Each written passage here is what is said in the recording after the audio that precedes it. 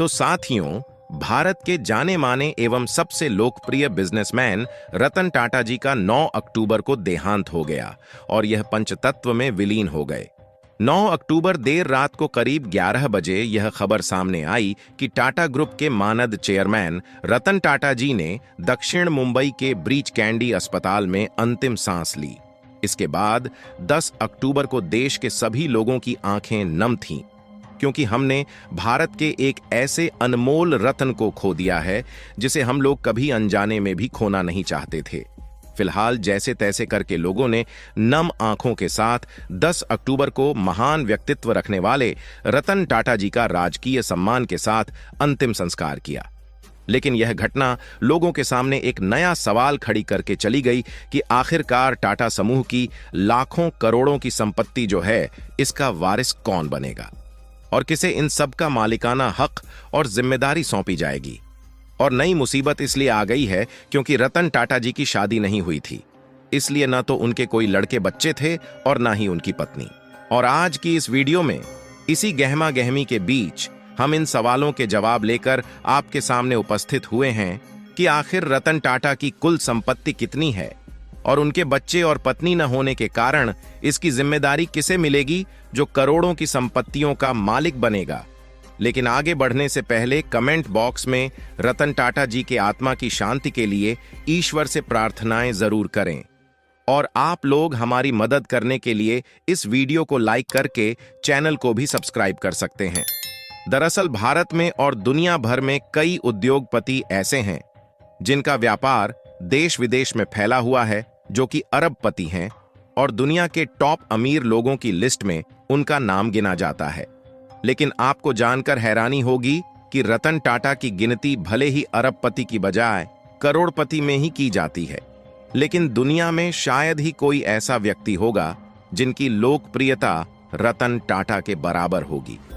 और शायद ही किसी उद्योगपति को रतन टाटा के जितना प्यार करने वाले लोग मिलेंगे। और इसका नमूना हमने पिछले दिनों उनकी श्रद्धांजलि में देखा, जहां पर भारत के प्रधानमंत्री से लेकर बड़ी बड़ी सेलिब्रिटी तक श्रद्धांजलि देने के लिए इकट्ठा हुए थे और इन सभी की आंखें नम थीं। और यकीन मानिए दोस्तों, जब हम और आप लोग इसे लाइव देख रहे थे तब हम लोगों की भी आंखों में आंसू के अलावा और कुछ नहीं था, क्योंकि हमने ऐसे उद्योगपति को खो दिया जो कि हमारे लिए मार्गदर्शक और सच्चे देशभक्त थे। लेकिन रतन टाटा जी के द्वारा भारत माता की इस पावन धरती को छोड़कर चले जाने के बाद यह सवाल खड़ा हो गया है कि आखिर उनकी संपत्तियों का वारिस कौन बनेगा, जो कि करीब 34 लाख करोड़ रुपए के विशाल टाटा समूह के कारोबारी साम्राज्य के मैनेजमेंट में उनकी जगह पर कमान संभालेगा। क्योंकि रतन टाटा जी ने अपने जीवन में काफी सारा काम किया और यह लोगों के दिल पर राज करते हैं और काफी ज्यादा सक्सेसफुल भी रहे हैं। लेकिन ये जीवन में एक ही काम नहीं कर पाए और वह थी शादी। रतन टाटा का कहना था कि ऐसा बिल्कुल भी नहीं है, इन्हें शादी करके घर बसाने का शौक नहीं था, बल्कि ये भी अपने परिवार को आगे बढ़ाना चाहते थे। और इन्हें जीवन में लगभग 4 बार प्यार भी हुआ था, लेकिन किसी कारण बस इनकी शादी नहीं हो पाई, जिसके कारण तमाम लोग अलग अलग तरीके से कई लोगों की अटकलें लगा रहे हैं जो कि टाटा समूह की संपत्ति के मालिक बनेंगे और उनकी कमान संभालेंगे। लेकिन सच्चाई तो यह है कि रतन टाटा जी ने अपनी रिटायरमेंट के बाद साल 2017 में, यानी कि आज से लगभग 5 साल पहले ही यह प्लान बना लिया था कि उनके ना रहने के बाद टाटा समूह का वारिस कौन बनेगा। हालांकि समस्या वाली बात यह है कि ये जानकारी बहुत ही कम लोगों को मालूम है कि रतन टाटा ने इसका प्लान पहले से ही बनाकर तैयार किया था। क्योंकि जो व्यक्ति देश दुनिया में इतनी ज्यादा कंपनियों को चला रहा है और हमेशा ही जीवन में सबसे सफल रहा है, वह अपने गुजरने के बाद लोगों के लिए नई समस्या खड़ा करके चला जाए, ऐसा बिल्कुल भी संभव नहीं है। इसीलिए रतन टाटा जी ने साल 2017 में ही इन सब की तैयारी कंप्लीट कर ली थी कि आखिर उनके गुजरने के बाद टाटा समूह की जिम्मेदारी कौन लेगा।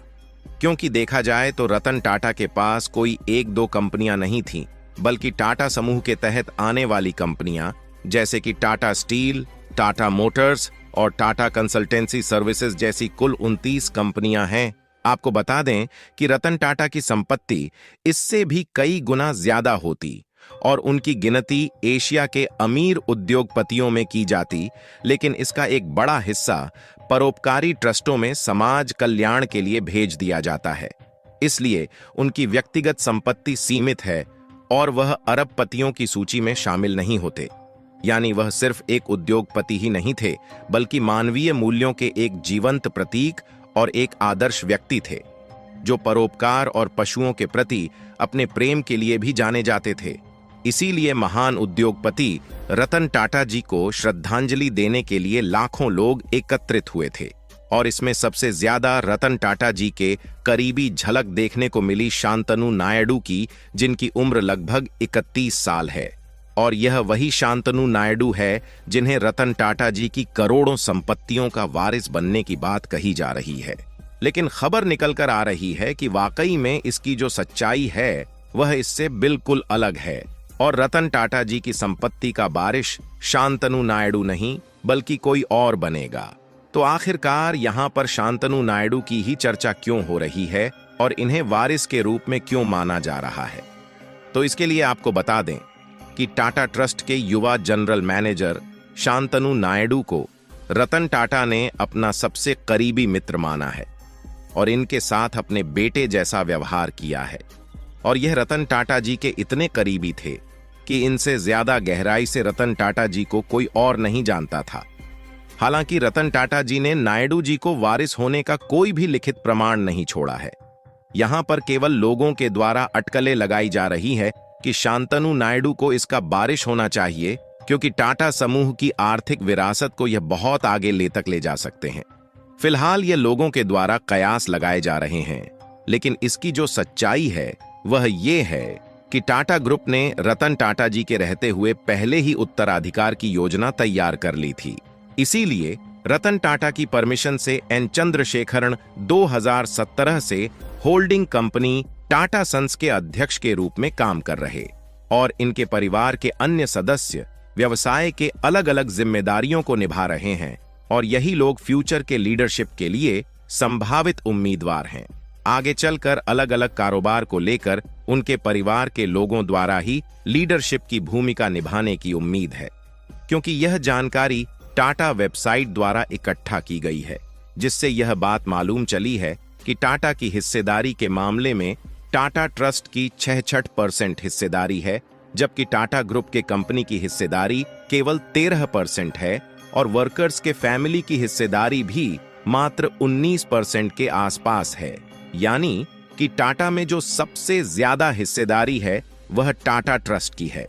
और ऐसे में यह बात सामने निकल कर आई है कि टाटा ट्रस्ट की जो लीडरशिप है उसको पिछले कई सालों से टाटा फैमिली के लोगों द्वारा ही संभाली जा रही है, जिसके मुताबिक सौतेले भाई नोएल टाटा चेयरमैन पद के सबसे मजबूत दावेदार हैं।